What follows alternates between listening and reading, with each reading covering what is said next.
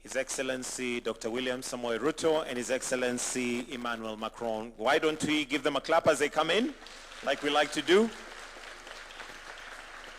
Welcome, Your Excellencies. Kindly on stage.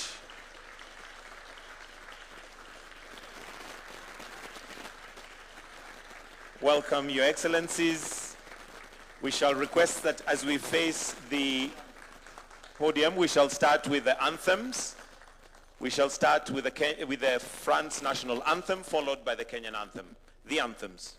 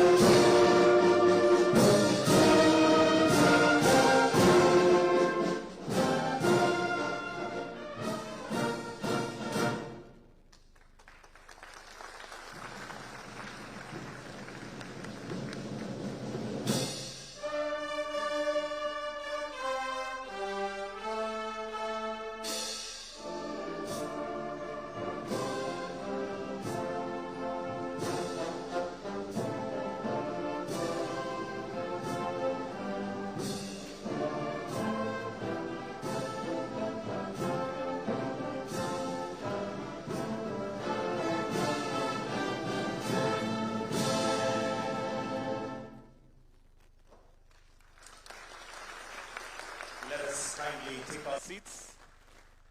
Your Excellencies, for a moment there with the national anthems, it sounded like we were in a concert, hence the claps. Your Excellency Dr. William Samoei Ruto, President of Kenya, Your Excellency President Emmanuel Macron. This morning, allow me to start off the program with inviting Professor Patrick to do a very brief welcome to the university before we start our panel discussions. Professor Patrick, kindly if you can come and just do the quick welcoming remarks. Let's welcome him with a clap, please. Professor, welcome. Youthquake. For the young people in the audience, three things. One, did you know every single month across Africa, 1 million young people like yourself come to the labor market? Youthquake. Number two, Did you know that only 1 of 4 of those 1 million people coming to the labor market finds a formal job? Youthquake. Number 3. Did you know there are 2 global leaders this morning inaugurated the first ever science and engineering complex, combining you with industry, with research, to create what? 3 things. Jobs, jobs, jobs. And it is these 2 leaders, President Ruto, you're one of us from the University of Nairobi. Thank you so much for your leadership in driving this agenda. And it is you, President Emmanuel Macron, may I say boldly, the strongest friend of Africa. Why? By putting your money where your mouth is and delivering this science complex. Thank you so much of coming to the University of Nairobi. This initiative, finally, is not just for Nairobi. It's not even just for Kenya. It's the prototype for Africa. Thank you for your leadership. Thank you so much. What a great way to start. Another round of applause for Professor Patrick. Your Excellencies, at this point, allow me to now hand over this particular session to Mariam Bishar. Mariam is a media personality and journalist who connects with Kenya's young audience and has experience moderating. A clap for her, please, as she comes now to take over the session. Welcome. Thank you so much, Mike. Thank you. It is my honor to welcome you, Rais William Samoei Ruto, His Excellency Rais wa Jamhuri ya Kenya, and President de la République Française, Emmanuel Macron. It is my honor to welcome all of you to the Africa Forward Summit 2026, being held for the very first time in a non-Francophone country. Please give yourselves a round of applause.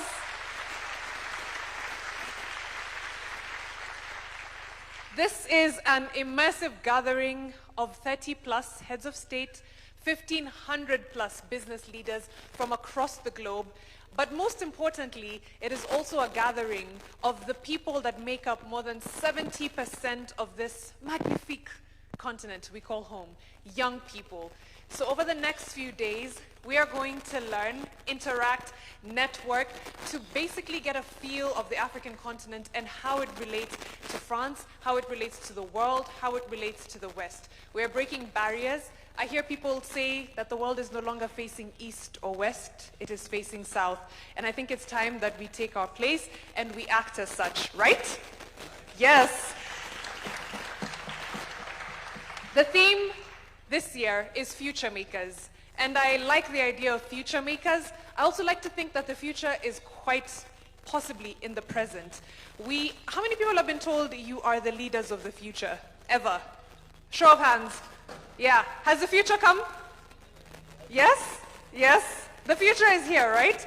I think the future is now, and we are future makers. It is our work to make sure that this continent and that the world interact as one. So over the next few days, I'm hoping you make a friend, you make a business partner, you network with people, you perhaps even find someone to write letters to. I don't know if we can go back to the olden days. But it is my sincere hope that you have a good time at this summit, and we will have incredibly great conversations over the next hour, especially with President Ruto and President Macron. We'll be discussing AI and innovation, and we'll get to hear from President Ruto, his insights, his expertise, his thoughts on how we can basically use AI for innovation and to make sure that we are not just, like I said, the cog in the wheel that's making AI run in the world, but not gaining anything from it. And from President Macron, he'll be on a panel discussing how we can make sure that African voices are platformed on global stages. Just before the presidents came in, I spoke of the danger of a single story, and a lot of you agreed. You've heard or seen the lecture by Chimamanda Adichie. That means that we cannot be the people who are being written about without owning the narratives, and that even as we have partners across the world, that they are part of our story, that we are collaborating as one. Am I right? Yes. All right. We'll get...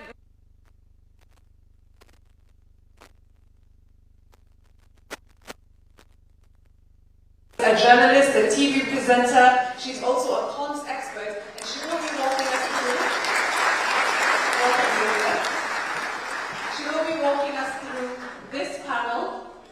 on AI and innovation. Welcome, Sophia.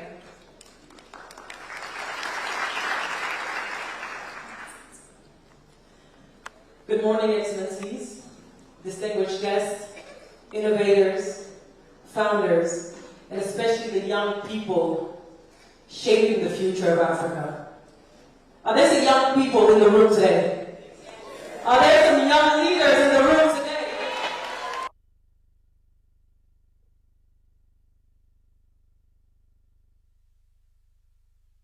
Our time, this is our discussion.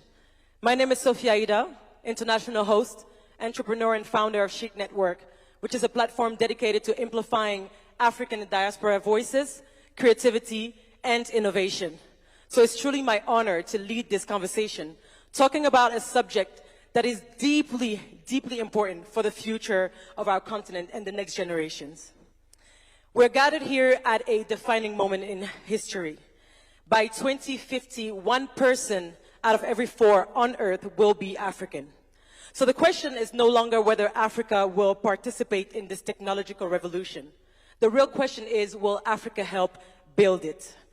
Artificial intelligence is expected to contribute trillions to the global economy in the next decades, while Africa's digital economy will reach nearly $700 billion by 2050. But beyond the numbers, this conversation is about something a lot more human, deeply human. It's about jobs. It's about opportunities, dignity, and sovereignty. Because for the first time in history, with just the help of a laptop, a young person in Nairobi, in Abidjan, in Johannesburg, in Douala, can train AI models in local languages, create solutions for Africa, by Africans, with African technologies, can create solutions globally as well from here. This is a first, and we must pay attention to this revolution. So it's safe to say that the future of innovation is not only taking place in Silicon Valley.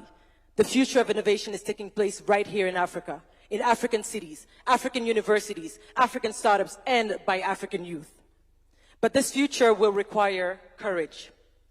Courage to invest in infrastructure. Courage to trust the young entrepreneurs. Courage for us to no longer consume technology, but becoming builders, owners, and architects of it. And today we're joined by 2 leaders already helping shape that future. Our first speaker is one of the leading African voices in artificial intelligence today. She's not only building technology, she's helping redefine who shapes the future of AI. Through Amini, she's building sovereign AI infrastructure for Africa and the global South, enabling countries to create value from their own data, talent, and innovation. From Ndivya to Intel to ARM, her career has been dedicated to expanding access to frontier technologies and now to position Africa at the center of AI conversations. Ladies and gentlemen, please help me welcome to the stage the founder and CEO of Amini, Ms. Kate Kalot.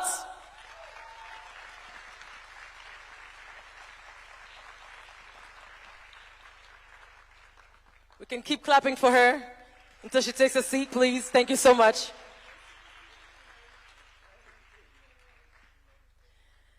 Our second speaker represents a new generation of builders connecting Africa through technology and entrepreneurship. As co-founder of Julaya and president of French Tech Abidjan, he's helping build the financial infrastructure powering African businesses across borders. Based in Abidjan and active across West Africa, he believes that Africa's next generation of jobs and economic champions will come from Africans building solutions for African realities. Please put your hands together for Mathias Leopoldi, co-founder of Julaya, president of French Tech Abidjan, and apparently he's a young leader de la French African Foundation. Make some noise for him.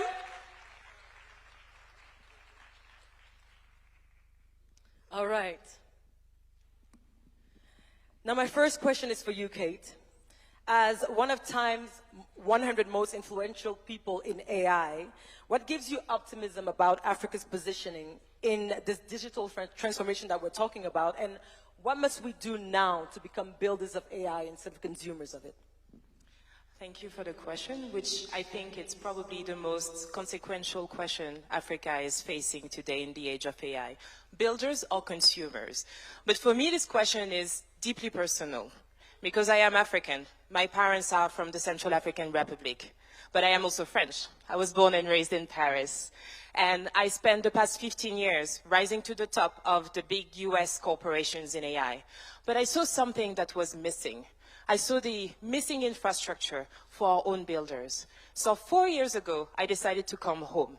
And since then, home has been Nairobi.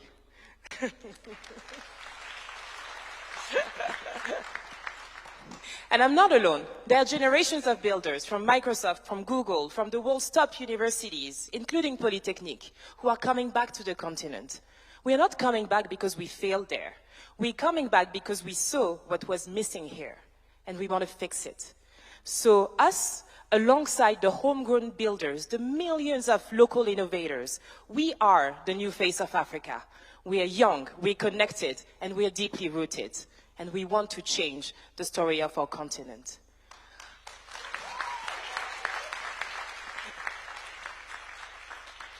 I often get asked why I left NVIDIA at the top of the AI revolution.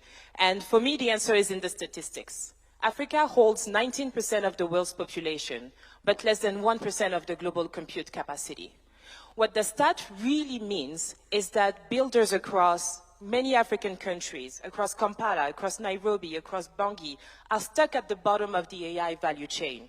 They are paid to label data and not empowered to build, forced to use and consume systems that were not designed or built by them or for them. But on the flip side, I see an opportunity to rewrite the future for ourselves. And that's why I decided to move to Kenya and found Amini 4 years ago. We transform local data into intelligence that the continent can act upon. We deploy local infrastructure that our governments can own, build, and operate locally. And today, we are very proud to announce a partnership with Foxconn and Bull to close the sovereign compute gap in Africa. We will deploy compute that is modular, that is energy efficient, and that is affordable, so that finally we can own and operate our own infrastructure. So our small company that was born out of Nairobi is now solving problems at a global scale. We've now expanded into Bridgetown, into Rio, into Manila, across the global south, because the opportunity is planetary. So you asked me what I am optimistic about. And I think I'm optimistic about our people, the generations who are coming back, who have not just studied the AI revolution, but have built it, have been inside the systems which are reshaping the world today. And the generations which have never left, I've been here. And for the past couple of years, I've learned how to master those systems. And those two give me optimism. France and Africa have something that neither of them can build alone or replicate alone. Deep talent, a tradition for strategic autonomy, and the refusal to accept that the future only belongs to those who already hold it. And for me, I hope that this is the new generation of the France-Africa relationship. I want to refuse that our builders, our future makers, have to choose between living to build or staying to build. Building from home has to be the best option for us. Imagine coupling French scientific excellence with African ingenuity. Builders in Nairobi, in Paris, building on the same infrastructure. This is us writing our own AI economy, not negotiating to be part of someone else. So Your Excellencies, as today, the decisions that you will make today and how we collaborate in the next 10 years will define what sovereignty means for centuries. Thank you. Merci. Asante sana. Thank you so much, Kate. Thank you so much. The next question is for you, Matthias.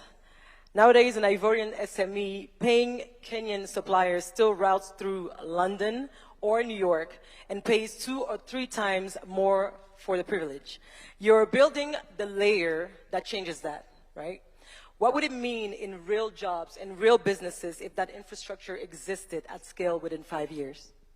Thanks, Sophie. Your Excellency, President William Ruto, Monsieur le Président de la République Emmanuel Macron, and distinguished and honored guests without protocol. Like Kate, I'm a French entrepreneur. I have been working in West Africa for the past 10 years, based between Abidjan, Dakar, Cotonou, Lomé, and I founded an online bank to try to tackle this issue called Julaya. We often hear Africa is lagging, Africa needs to catch up, like all these narratives, but there are industries where Africa is actually leading, and is actually a leader in the world.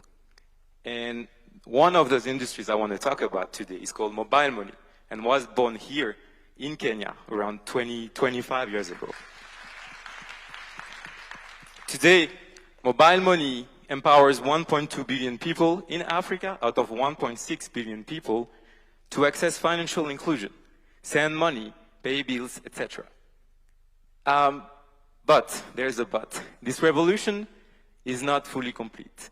Today, as you said, if you're a Kenyan SME, for example, you want to pay a Senegalese supplier, it takes a correspondent bank and the dollar to do it.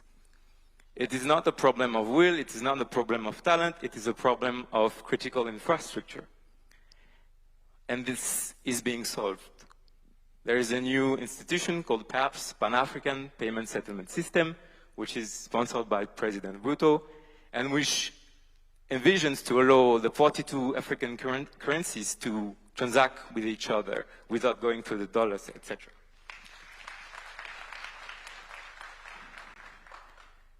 What we envision today as youth is to be part of this revolution.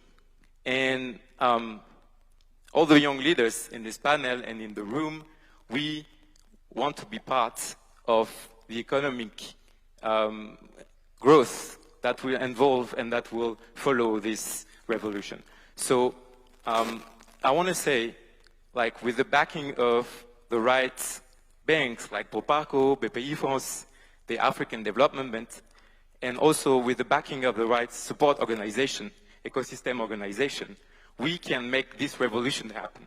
And I am one of those examples. I've benefited from this funding, I've benefited from this support, and I want to tell, and with the approval from the presidents, that this is what awaits the youth today, and this is what we need to seize today. Thank you. Thank you so much, Matthias.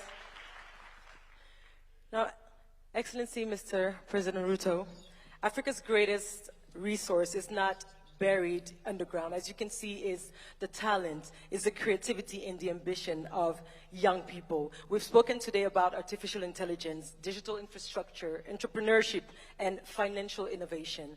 But for millions of young Africans listening, the question is ultimately very simple. Will this technological revolution create opportunities they can actually access? So my final question to you is, what must African governments do differently, starting now, to ensure that the next generation of African innovators, engineers, creators, and entrepreneurs are able to fulfill their full potential, allowing them to build globally competitive companies and careers right here in Africa? Thank you very much. And congratulations, Kate, and my good friend, Matthias. Listening to you is, breath of fresh air.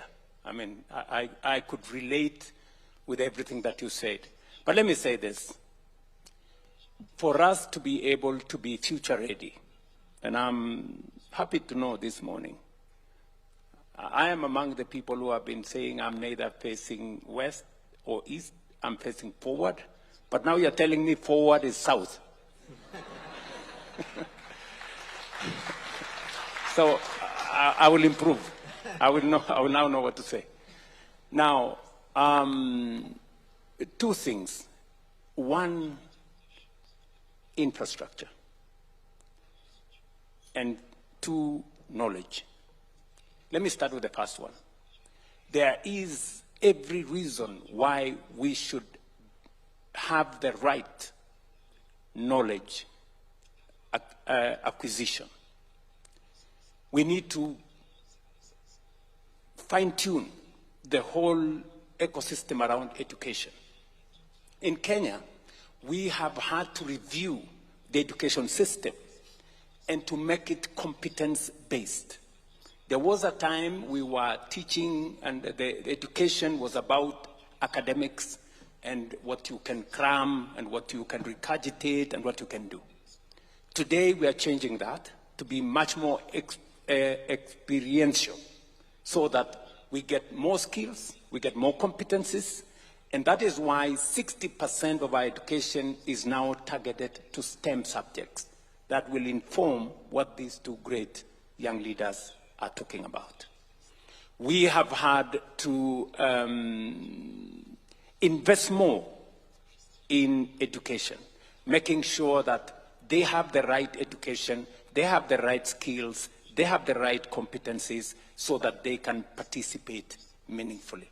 Number two is infrastructure, digital infrastructure, making sure that we have fiber optic across our countries, making sure that it is accessible, creating spaces where entrepreneurs, creatives, young people can undertake their assignments, their aspirations, and drive what these two good people have been saying. In Kenya, apart from reforming the education system, putting more money in and realigning education so that it speaks to the requirements of the now, we are also investing in digital infrastructure, fiber optic. They've just said we are manufacturing now here in Kenya a lot of digital assets, whether it is phones, whether it is computers, and all that digital infrastructure. We are laying fiber optic to 30,000 kilometers already in Kenya to make sure that every part of Kenya is in the loop. And then finally, the Ministry of ICT, and I have my minister here, is now working on how to bring the rest of the world into Kenya to experience. And I'm going to ask Kate why she chose Kenya. I would really want to know why, out of all the other countries, why she... There must be something in Kenya that gave her, you know, there must be something. And it must be among the things I'm talking about. So making sure that some of the best companies across the world come to participate with us. Last year, Teleperformance, the largest BPO company in the world, set up office in Kenya. We have many BPO companies set up in Kenya. Why? Because we have young people with the right skills, we have the right infrastructure in terms of internet connectivity, and we have a very enterprising and entrepreneurial population. So in my opinion, this is the space in which we are operating, and I think every other country should be able to think in that direction, because the future is about technology, the future is digital, and AI is going to be at the center of it. Thank you so much, Your Excellency. Please, will you favor me with Kate? Will you favor me? We picked Kenya because of the ecosystem, like you mentioned. The ecosystem is vibrant and it's here. Thank you so much. Thank you, Your Excellency, for your remarks. Thank you, Kate. Thank you, Matthias. We are closing this first panel. Thank you, everyone. And Mariam, I give you the mic to follow this day. Thank you.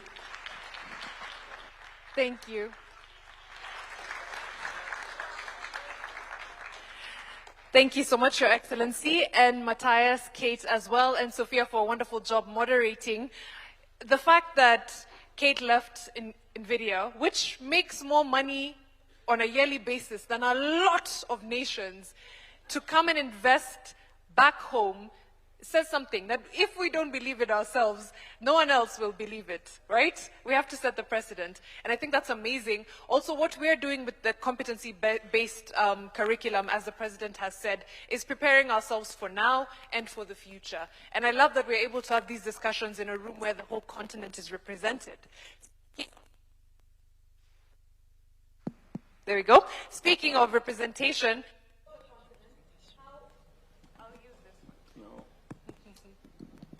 Okay, I think we're back. Thank you, President Macron. Speaking of representation for the continent, the fact that we get to tell our own stories is also incredibly important. How we platform ourselves across the world, how we are listened to, how we are viewed, how we are perceived. That's what we're talking about in this next panel. And we will have the moderator being Aisha Toure, who is the CEO of Orange Sierra Leone. Please give Aisha a big round of applause.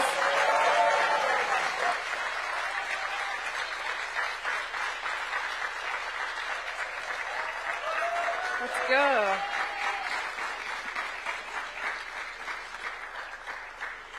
And of course, His Excellency President Macron will be on her panel as well. Let me hand over to you, Aisha.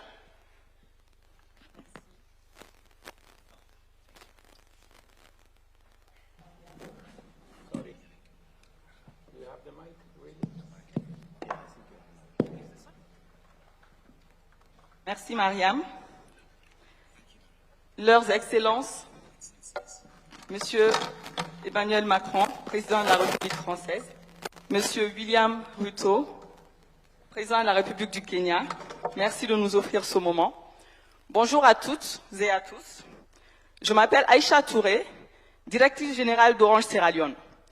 Je suis évolué entre la France, le Royaume-Uni, les États-Unis et maintenant la Sierra Leone. Je sais ce que signifie naviguer entre plusieurs cultures et apprendre à en faire une force. Je suis également fière de faire partie d'un groupe qui connecte aujourd'hui plus de 160 millions d'Africains à des services numériques et financiers essentiels et qui a déjà formé plus d'1,5 million de jeunes Africains à des métiers du numérique gratuitement via les Orange Digital Center. Pendant longtemps, l'Afrique a été racontée par d'autres. Aujourd'hui, des voix africaines s'imposent à travers la culture, l'entrepreneuriat, les médias, la technologie. Le narratif devient... Au fond, l'influence d'un continent ne se mesure pas uniquement à son poids économique ou politique, mais aussi à sa capacité à produire des récits, des imaginaires, des marques, de la culture et de la confiance. On peut parler de la diplomatie culturelle française, M-Pesa pour le Kenya. Alors, comment l'Afrique transforme-t-elle aujourd'hui cette nouvelle visibilité en capacité d'influence? Jean-François et Wilfried ont des réponses concrètes. Je les invite à nous rejoindre.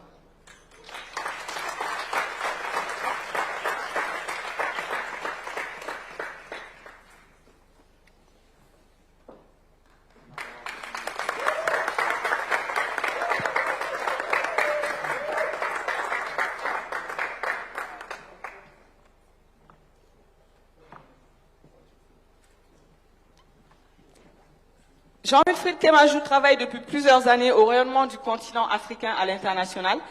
Il est notamment l'un des principaux architectes de la marque Bénin, un monde de...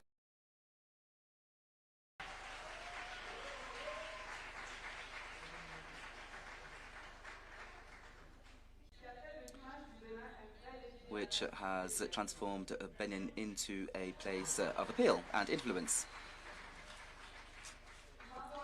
Marwa is an entrepreneur, a content creator and TV presenter, and has worked in Algeria and France, and in Africa he's building brands, businesses, and has cultural influence among various different worlds. Jean-Wilfried, let's begin with you. Africa has often been closed into very reductive and incomplete narratives. How can Africa do away with these stereotypes and build a fairer narrative which is more ambitious and more faithful to contemporary realities? Thank you very much. Thank you, Aisha, for the question. First and foremost, please allow me to thank His Excellency the President William Ruto, as well as His Excellency President Macron, to welcome us here today to speak to such an important topic. Before I give my remarks, $4.2 billion. This is an important figure. This figure represents what Africa loses each year due to negative stereotypes which are portrayed by international media. This has been shown this demonstrates that the image of Africa is no longer just symbolic, but has concrete impacts on our countries, and therefore we must acknowledge this. In Africa, there is no nation branding without nation building. We must clearly, in addition to the appeal that we need to build, we need to also develop important sectors to our economy, whether it's education or health. There is a significant challenge currently. Many African countries do not tell the narrative of this transformation. And what happens is that this narrative is told by others. And when others tell our stories, what happens is that we are subjected to negative stereotypes. And therefore, this has a negative impact to our continent's image. Now, let me take the example of France, which since Versailles and Louis XIV has shone throughout the world. It's the same in the US with Hollywood. Even the South Korean wave, which is much more recent, has ensured that we're all fans of Squid Game, for example, on Netflix. So this demonstrates one thing. There is a voluntarist policy. Image is extremely important. There are concrete investments that enable international powers to shine across the globe. In Africa, often we talk about the continent in terms of war, epidemics, diseases, in terms of poverty. And I think that it's about semantics, and we need to flip this. We need to do away with this narrative of fighting against poverty in order to become powers or a power.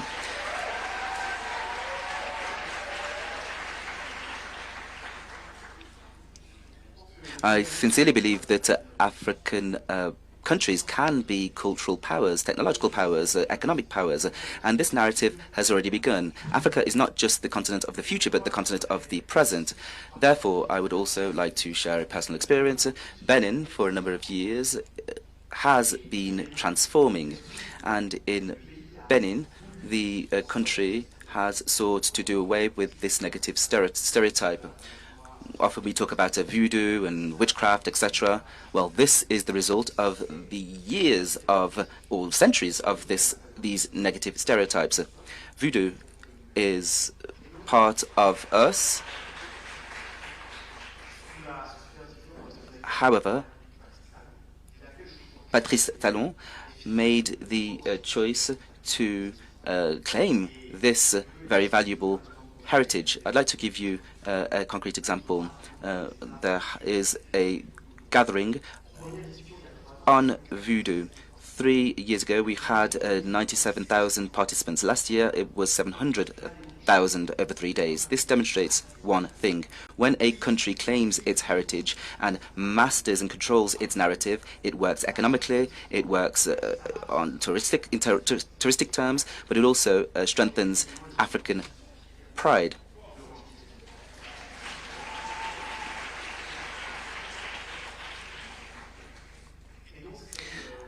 Therefore, I would say that this example enables me to answer your question as it relates to solutions.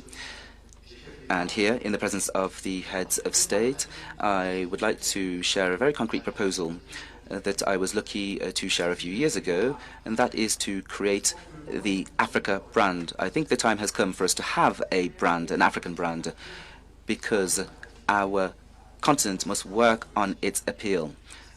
This brand, in my opinion, needs to be in line with the Agenda 2063, and this brand must also be associated with financial. This will narrative and to add value to our continent internationally. Thank you very much.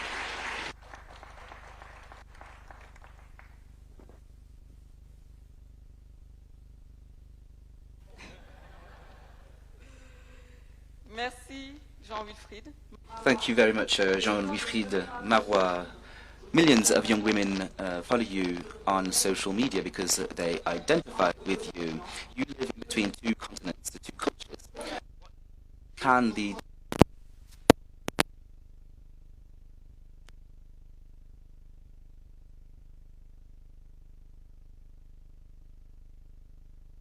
Beaucoup Aïcha pour cette question. Avant ça, permets-moi de remercier l'organisation pour l'invitation, l'Assemblée ici présente et bien évidemment Monsieur le Président William Ruto et Monsieur le Président Emmanuel Macron pour être à l'initiative de ce lien France-Afrique. Sachez que c'est extrêmement intimidant d'être à côté de vous, mais c'est évidemment un honneur. Cet événement a une symbolique très forte pour moi en étant jeune femme algérienne, issue de la diaspora algérienne, et pouvoir aujourd'hui représenter la jeunesse issue de la diaspora nord-africaine, c'est un réel honneur sur ce panel. Pardon, je suis un petit peu stressée. Oh là là.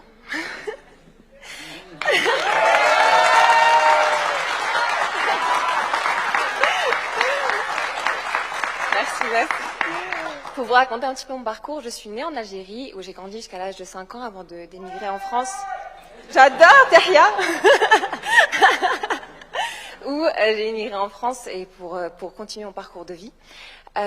J'ai honnêtement eu beaucoup de mal avec ma double identité pendant très longtemps. Pour moi, je la considérais un petit peu comme un handicap et pourtant aujourd'hui, je me rends compte que c'est ma plus grande force. Et c'est surtout celle de la diaspora africaine. For our diaspora to understand two realities. What are international ambitions and what are the possibilities on the African continent? Throughout my education, I went to an engineering school which was extremely demanding and very tiring, but it was my release. I needed a release, and my release was social media. And on social media, I was able to talk about my and I was able to speak to those who are like me and who look like me and to represent them. And this enabled me to pursue incredible opportunities to work with international leaders in retail and cosmetics and also to become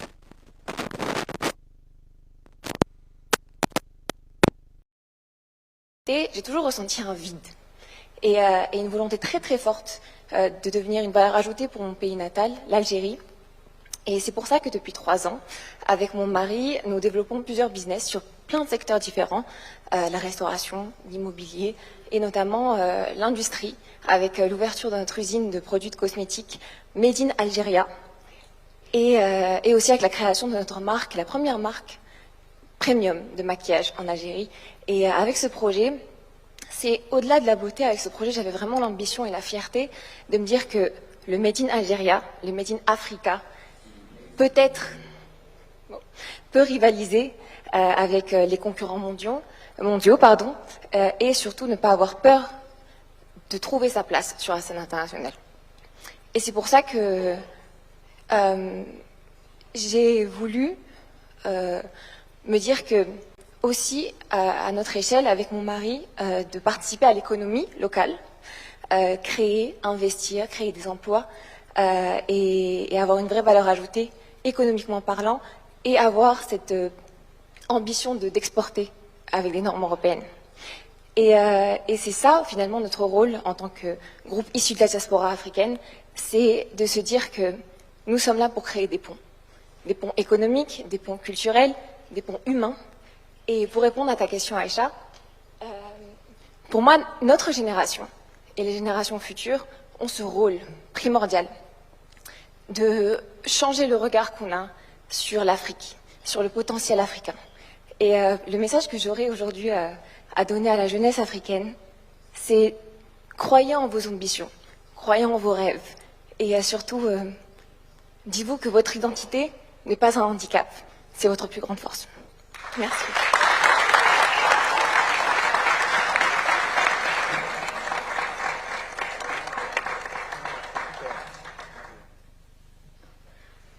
Merci. Croire en ses rêves, croire en son identité. Monsieur le Président, Jean-Wilfried et Marois viennent de montrer qu'une nouvelle génération africaine construit ses propres récits, ses propres marques, sa propre influence. Dans cette salle, nous avons des innovateurs, des entrepreneurs, des créateurs. Quel est votre message à cette génération?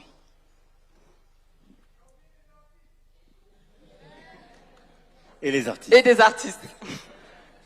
Non, merci beaucoup. D'abord, merci, Président, de nous accueillir. pas simplement à Nairobi, mais dans ton alma mater et dans ton université. Et merci à l'université de nous accueillir et vraiment à ces mots d'accueil très forts et à tous. Moi, j'avais plutôt envie de continuer à écouter parce que je dois dire que ça fait... je deviens un vétéran dans cette mission. Ça fait 9 ans que je me bats pour essayer de changer beaucoup de choses du rapport entre la France et l'Afrique, l'Europe et l'Afrique. Et c'était magnifique de vous écouter tous les quatre. Parce que vous avez très bien parlé. Et en vous écoutant, je me disais, au fond, il faut les laisser faire. C'est tout.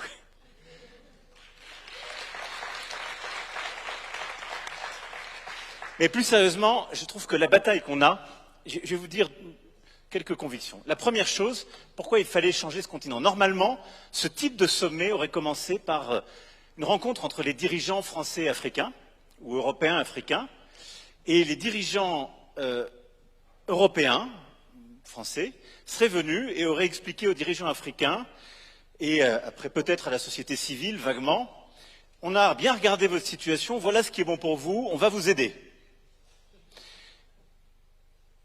Et je crois que c'est plus du tout ce dont l'Afrique a besoin et ce qu'elle veut entendre.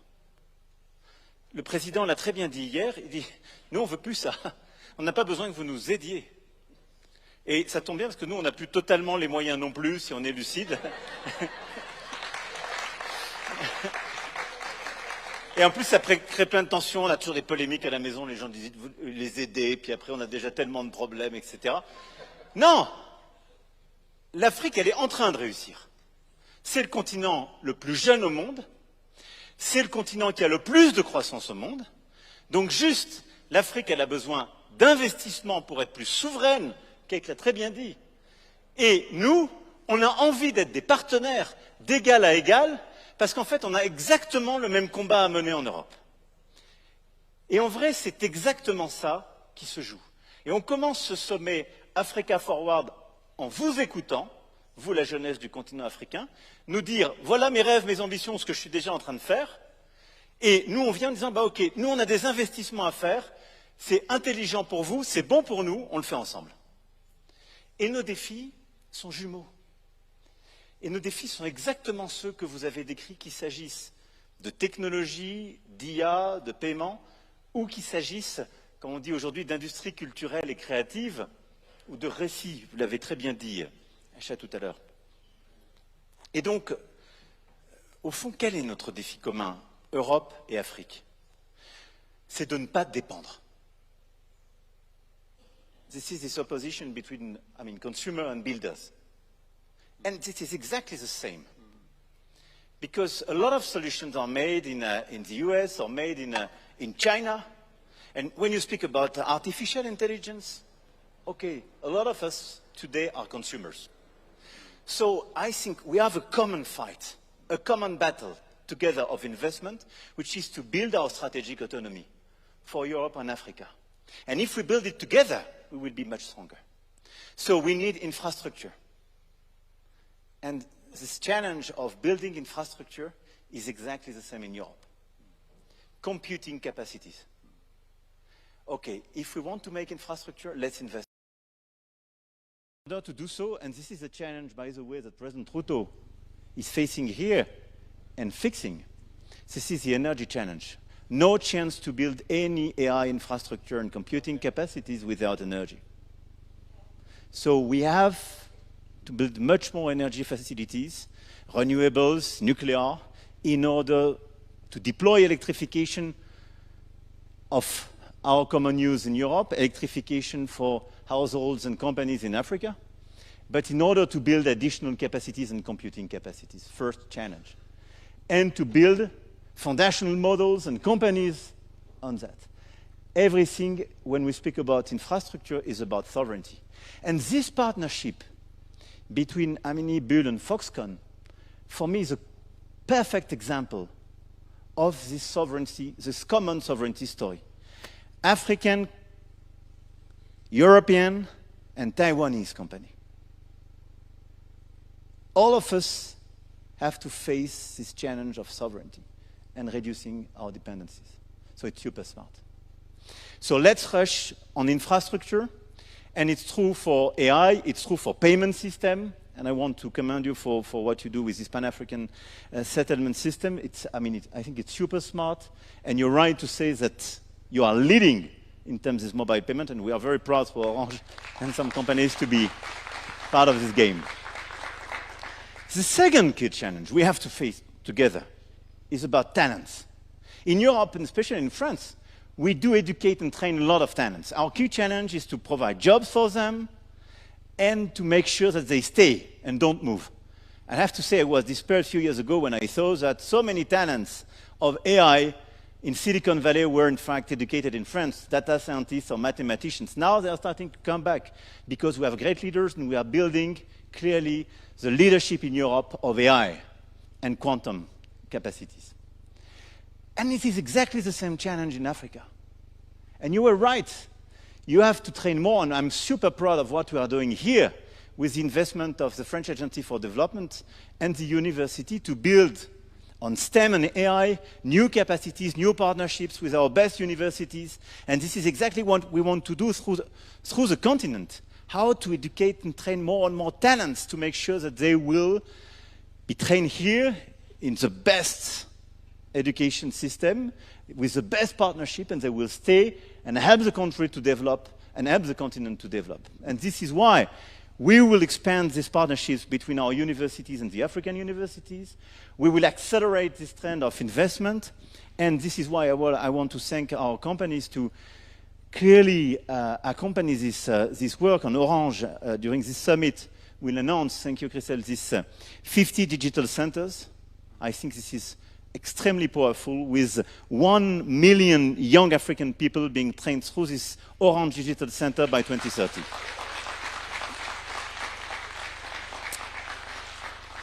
And a few years ago, we built Digital Africa, whose objective is to connect digital ecosystems. And this is part of this training capacities for your talents, but as well how to make sure that the ecosystem will enlarge and talents will stay. Et le dernier défi pour être pleinement souverain, c'est exactement ce que vous avez dit et ce que vous avez parfaitement décrit l'un et l'autre, c'est-à-dire le narratif. Et on le sait très bien, c'est le vainqueur qui écrit l'histoire. Et tout le travail qu'on est en train de faire, d'ailleurs, on y reviendra dans la journée avec les sessions culturelles et sur les restitutions.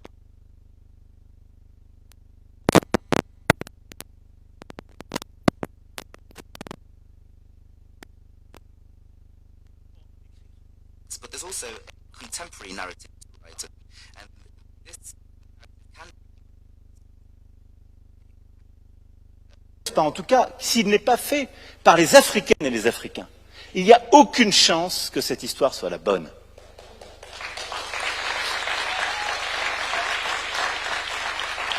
Et c'est aussi une question de souveraineté, parce que ce regard, c'est celui qu'on laisse aux générations à venir, c'est celui...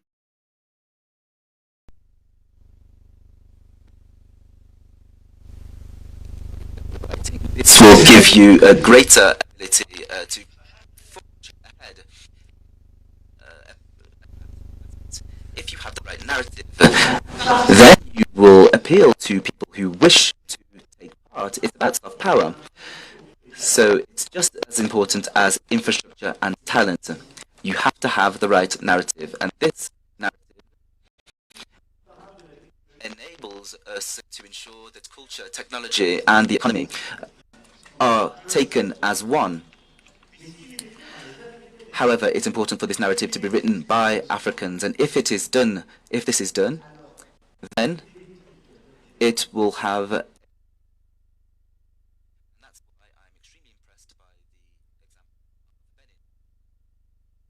the example. Remarquable, qui est passé par la culture et par l'économie, mais je suis moi très impressionné par ce que le continent est en train de faire. Et au fond, il y a un panafricanisme positif. J'ai adoré ce que vous avez dit sur la marque, mais on a souvent mis le panafricanisme autour de discours qui étaient très négatifs, revendicatifs, un peu revanchards, un peu anti-ceci ou cela. Il y a un panafricanisme qui est celui de votre génération, qui est positif, qui veut juste conquérir surtout bâtir son continent, soulever ces défis, attirer les investissements du monde entier et dire « Moi, je suis là, j'ai envie de bâtir, j'ai pas envie qu'on m'impose des solutions qui viennent d'ailleurs. Je veux développer mon pays, mon continent et choisir. »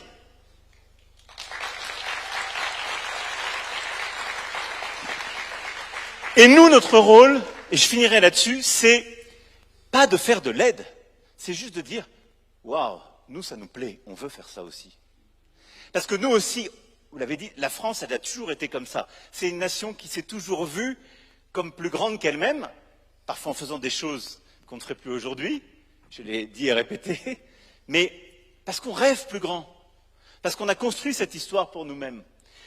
Et moi, c'est ce qui fait qu'il y a deux raisons qui font qu'on a envie d'être avec vous aujourd'hui et que ce sommet est très important pour nous. La première, on veut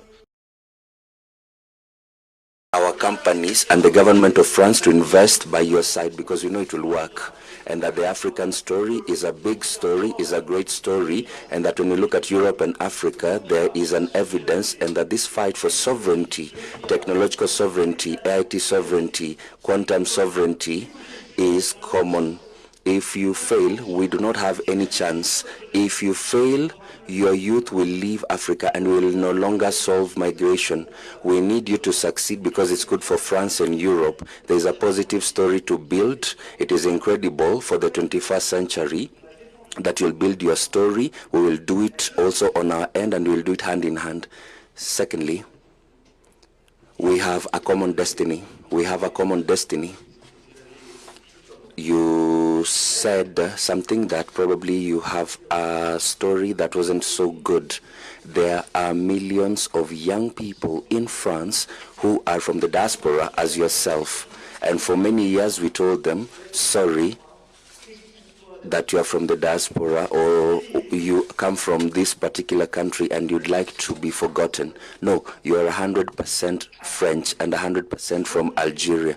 You have your dual nationality and we need you because that is a boost for us in France to have young people like you, Marwa, who are Franco-Algerian, Franco-Central African, and who would like to develop the world and conquer further frontiers and who work with us.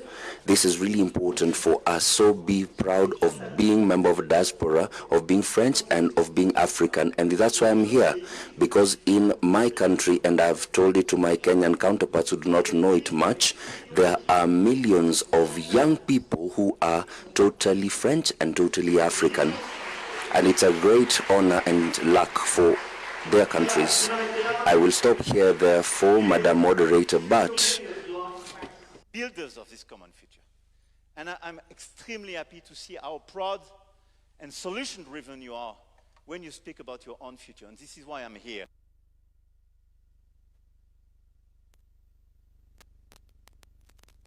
I am leader of a country who wants to be part of that, who wants to invest here, who is very proud of our own past and future. But this partnership, this balanced, generous, lucid, and equal partnership is precisely how we will frame and build our common future. So thank you.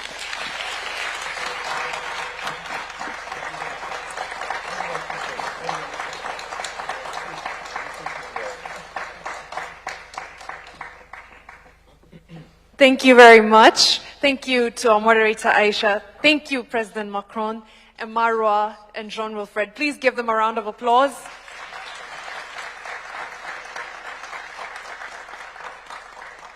And I love the emphasis, President Macron, on the fact that you can be both, that it doesn't have to be one or the other, and this emphasis on sovereignty as well. I'll also say that something that Jean-Wilfred said about the brand Africa is definitely conversations that I've been hearing happen, and I can't wait to see a time when Murang'a tea from Kenya has the same brand recognition that champagne from France has, right? That fish from Lake Victoria has the same brand recognition that salmon from Norway has, right? And we're getting there. We will get there if we continue to have these conversations, but also get something tangible out of them. I know the fear of summits sometimes is that it's talk and talk and talk and there's nothing concrete, but there will be concrete action points from this Africa Forward Summit, and I think that's an amazing thing. We're just about to get into a presentation on a white paper about Africa and innovation in democracy. But before we go there, I think music is something that brings people together, and if there is a song that I feel brings France and Kenya together, and the continent as a whole, is Pre.Ruto. Anyone heard it? Mr. DJ, I think we just need a little taste of Pre.Ruto. You can move on your seat if you feel a little bit. Yeah. Hey. Come.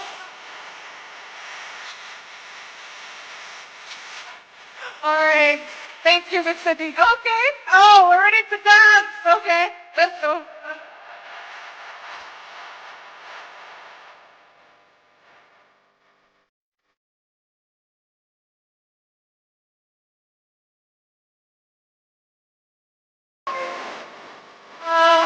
Okay. Thank you, Mr. DJ. Thank you, thank you. I just wanted you to get up a bit. I think I'm correct that Pre.Ruto brings Africa and France together. Does it not? It really does. We are talking next about innovation in democracy. And Professor Achille Mbembe is a historian. He's a political scientist. He is someone who has done a lot of work researching what democracy for Africa looks like. Sometimes we make copy-paste systems without thinking, how do I make this work for me? So he's presenting a white paper on what innovation in African democracy looks like. Please help me give a warm round of applause and a welcome to Professor Achille Mbembe.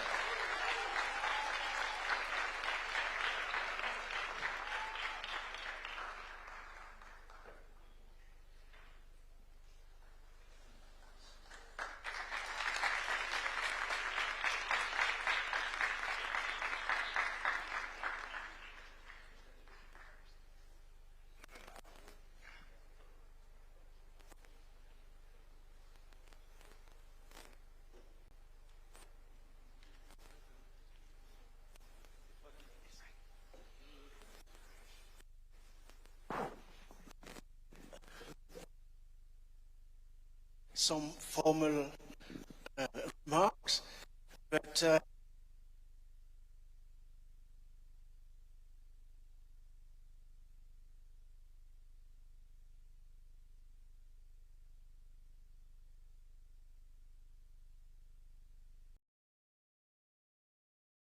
my dear friend Emmanuel's speech,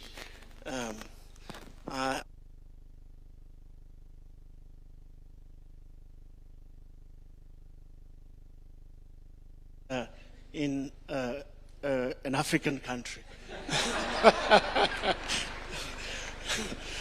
So, I knew, I have seen him in action a few times, and I'm very happy that I was able to witness the same energy, the same intelligence, and the same commitment to our continent and to the idea of a common world.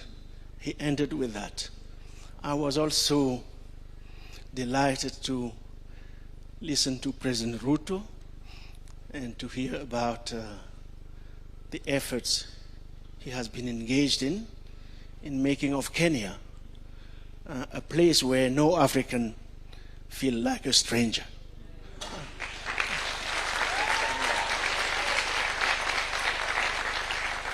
All that we heard from President Ruto and Emmanuel, we heard it yesterday. The same joy, the same passion, the same energy was expressed yesterday during a pavilion. The Innovation Foundation for Democracy, the Paris Peace Forum, and the International Commission for Jurists, Kenyan section, we held another university, Strathmore University, not far from here indeed. And what we are bringing to you this time is in the form of a book. I won't be summarizing the book here. The book contains no less than 60 proposals, which are not proposals for governments, which are not proposals for business, which are proposals for all, beginning with civil society organizations themselves, in the full knowledge that these days governments, business, and civil society and communities have to work together. There's no other way. And that we have to basically invest, as we heard this morning, in our communities and societies' resources, in their strengths, being inclusive, if we are to address the challenges ahead of us. I'll end these very quick comments with one word which came to me as I was listening to the conversation we have had this morning. When it comes to telling the world what Africa is all about. I will say it in French because I really haven't found a proper translation in English. I hope that the translators will do their job. L'Afrique est une réserve de puissance et une puissance en réserve. I believe that that's what I heard this morning, and I would like to leave it at that. So this is the book. Voilà. It's a lot of reading for the two presidents, but since they read so well, I'm sure that they go through it. Thank you very much, and excellent. Let's see. Thank you very much. Thank you very much. Thank you. Bravo.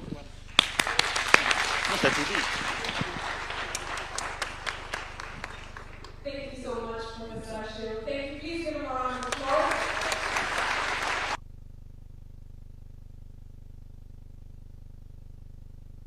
President Ruto and President Macron a warm round of applause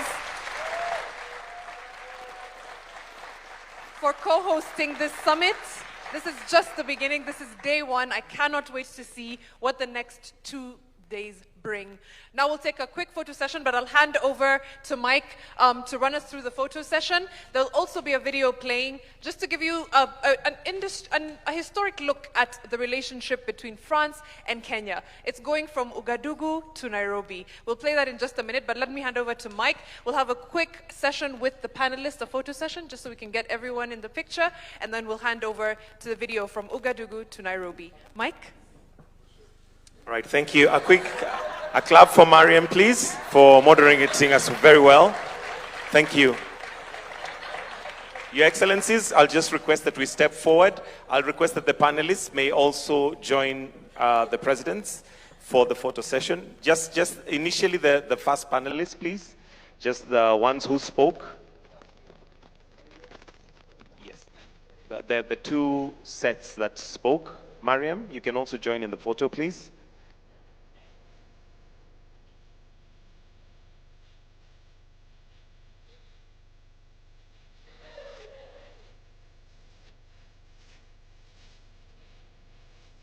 Try not to dance so that we can get the picture.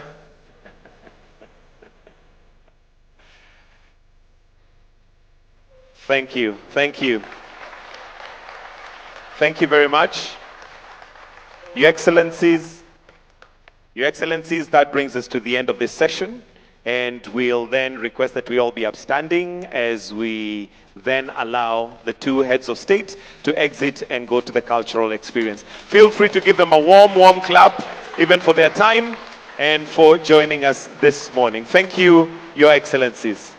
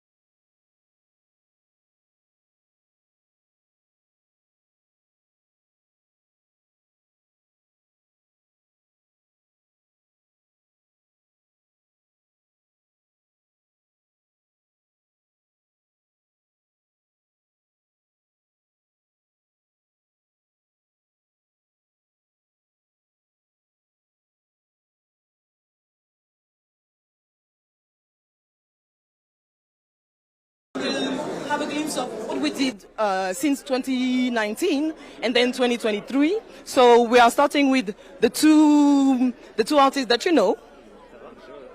Tabiso Vili from South Africa and Inka Kenzia. It's not working.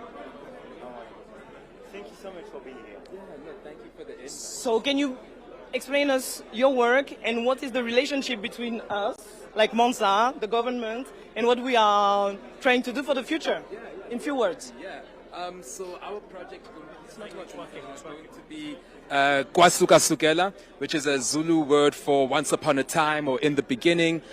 So we collaborated together in 2023 to research with different poets the different origin stories across Africa. And then we took those origin stories and then we transformed them into poetry that explores a new African origin story in relation to science and the Big Bang and spirituality as well. We did that with 4 poets with immersive language. We've had a long partnership as well since 2019, with Citizen Africa, with Tosi. So we've been working on a lot of immersive work and are excited to keep working together in this African and French collaboration. So you're going to see the work inside of the box, but Inka is the designer. Can you please explain us how did you work? Yes, thank you so much. So thank you for seeing that. We collaborated with AI on this as well, but also really focused on bringing as many fine artists and artists into the work. So all the elements that you see in there that are animated also are coming from humans that are doing beautiful work across the years. It's also been great because this work has been adapted to Dome and VR, so it's been able to be seen in these various formats, and the work translates fantastically into that. Musicians as well, traditional musicians, really, really beautiful work within that.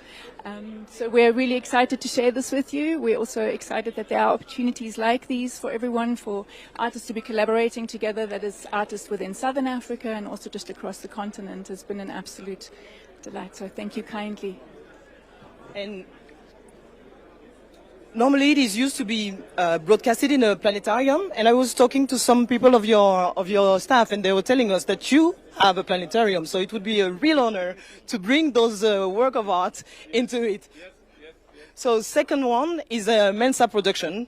from the beginning to the end. So Michael is the architect of everything. So we've been working with him since 2019. He's a producer of immersive art, and he's going to explain you Conchicha, which is a collaboration between Benin, Brazil, and France. And so we did a tour we went to Brazil, we went to Benin, and we are really delighted to be able to showcase this in Kenya today. Thank you, Liz. It's a long story. Conchicha. Yes. It's a long story, but I make short. It's like the cooperation with Monsa. The beginning is to 23. Conchicha is the link in fond, the link between the people. Yes, it's fond language. All our project that you see is a cooperation between, on va dire, storyteller, innovating content like immersive box, not only film, and also we make collaboration with all the Afro-descendants, and we all between French, European, and each time with cooperation. This one is one of the example. Conchicha is a link. It's a cooperation between 3 countries. And the author came from Brazil and from Benin to, what is the story? Conchicha is the story of slave, and Conchicha is also a story of cultural, how we adapt, how a culture make this adaptation in a new country, how Vodou Temple, because we make a lot of film, go to to a new world in Brazil and become candomblé. And also, 2 things is very important. The first is the format, because we buy with Mansa a specific dome to have immersive content. And the young people, the young people come from Ukraine. Yes, it's another storytelling. We show to the young people, to all the people in Benin and Brazil, this 4,000 kids in all the school is see our story in an immersive content with a new impact. It's like a magic bubble, like you can see. So the impact is not the same, and we always take it, and it continue. The circulation is also very important of different countries. You go in South Africa, you go in Benin, and after in Senegal, in Mozambique, and we work hard for that. And the last thing, we make adaptation in different language, because it's not only French, English, it's also Fon, maybe Yoruba, and we make adaptation for all the language for all the people. Using AI? Not for that, but for Kasukesa we use AI, but for that the language we use translator. Use translator. Yes, to have impact. Voilà. Thank you. Thank you. Thank you. And now, yes, and then we are trying to make also books for kids, because it's really a story for kids to know about their history, about the ancestrality of their culture. Exactly. And now we are going to talk to Brian Afonde, who's a Kenyan producer and designer, and I can't see Brian. Yes, you're here. So, President Macron, you already know Brian. He was there in 2023. Come. Okay. How are you? I remember you from Paris. Yeah, it's good to see you. Welcome to my country. Thank you. Hello. How are you, my friend? It's good to see you. Thank you, sir. So, I said, okay. Yes, so let me just explain something. This is the first time in this country that we created what you call a 4-world video projection experience. The first time we were able to showcase it was in Guételleric in Paris, and this is the first time in this soil we were able to do it. It was a co-production between, of course, Kenya and Paris and France, and we had about 15 Kenyans who worked on the production itself. I was the lead producer, and the executive producer, of course, was Michael. What you're going, and Mercy is one of my colleagues who I work with, and I really want you to hear from her, because she's very young and talented as a sound designer. Probably you can introduce yourself real quick and just say what you do on the project. Hello. So, yeah, my name is Mercy. In terms of the Mugumo project, I was sorry? Kenya, yeah. Yes. So in the Mugumo project, I was the sound designer and music producer. I did have like 3-4 other people that I worked with for specifically this, the sound aspect of Mugumo, to be able to bring together the visual side of things to tell a beautiful story. Yes, exactly, Your Excellency. It's a Kenyan tree, and this Kenyan tree, they believe that if you go around it 7 times, you can change gender. So I would really want I really want you to go inside and enjoy the experience. It's a myth, it's a mythology. So welcome, gentlemen. So for the best experience, it's better if we are not too many, because otherwise you won't see the walls, because it's a four-wall installation. So right here. So the less we are, the better the experience is.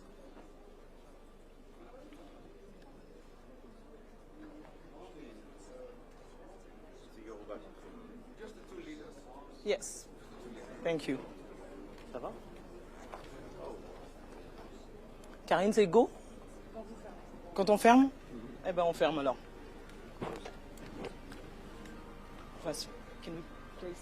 Can we be in the middle? It's going to be long. So we're starting with the Mugomo tree.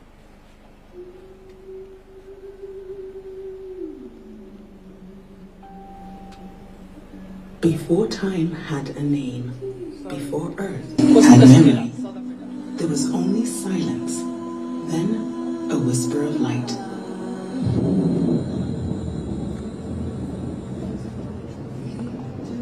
One became many, many became form, and form became life. From the heavens, a gift descended, not as thunder, but as a breath, a blessing. It touched the earth, and the earth remembered.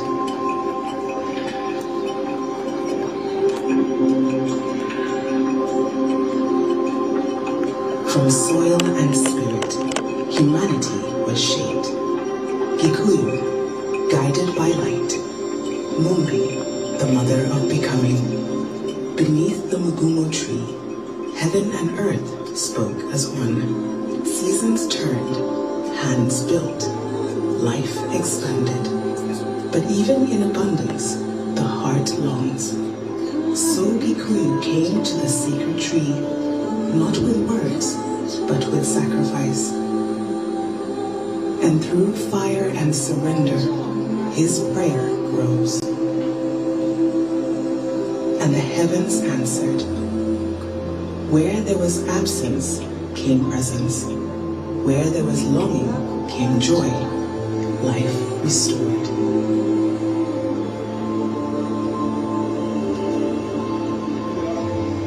Time moved forward, children of the soil, yearning, becoming, finding their place between past and future. For every path is discovered through living.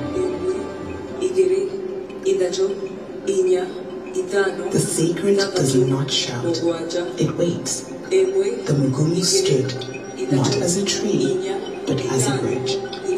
And in its presence, transformation was awakened. The child returned, no longer the same. The land bore witness, the family understood, and the Mugumu remained silent, eternal, keeper of secrets, guardian of becoming. There's a second one. Karine, this is from Chicha. This is in Beijing with the Ministry of Culture. So you are in the Palace of Abomey.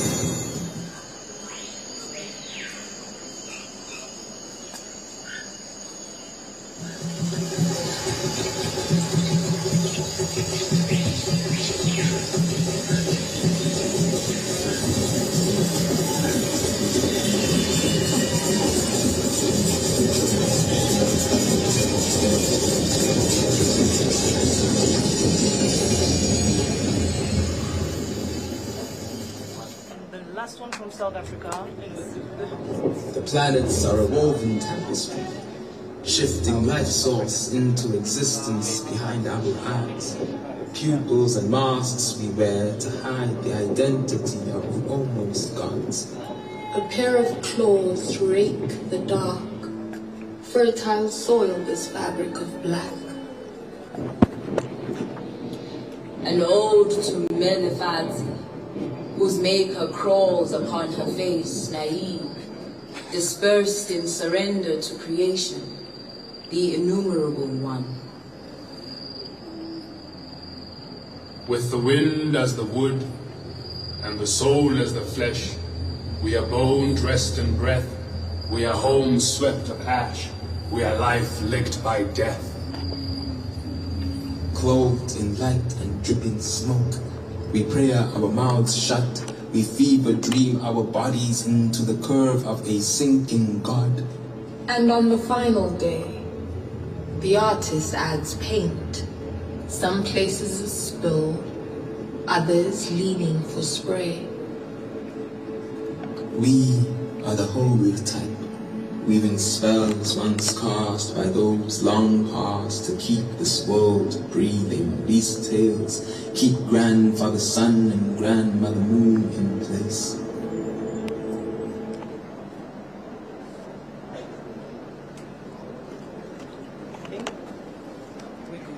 Thank you. Wow. So this was great track, but you need to imagine it's a planetarium of 200 people watching this. 4,000 kids. It's phenomenal for history because immersive is the best way to tell stories that are not tangible, you know, mythologies and all that kind of stories. So for us, it's a real tool to go a little bit more far than what we can do in films or on books. So yes, this is a tool, and the sensei is really supporting us for this. They really supported us, so it was a real pleasure to do it. And we are now learning to work between different continents, thinking of circulation, distribution, co-production. It's really important for us to be able to do something that is not only rooted in Paris, but that is just like, that has an international dimension. So thank you. Thank you very much. Thank you for attending.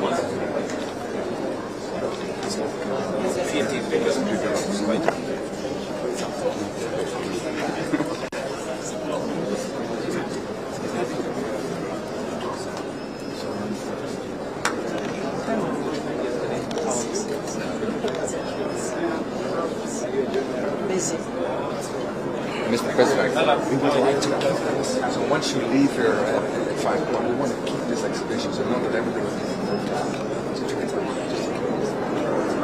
Yes, how long do you want to keep it? For the foreseeable future, and also student schedule. So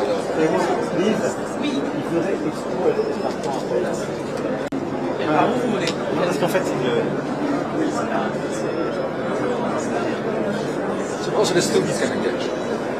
Okay, so we need to just check with the technique because we have the... I consider it as yes.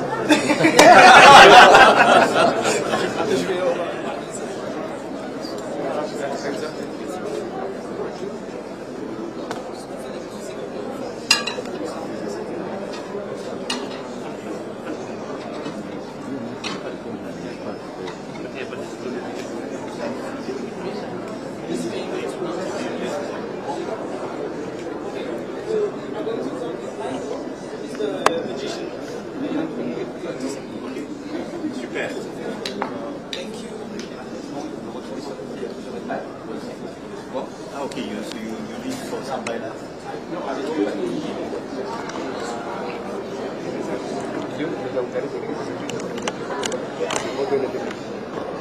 Você? Não, podia pequear aqui.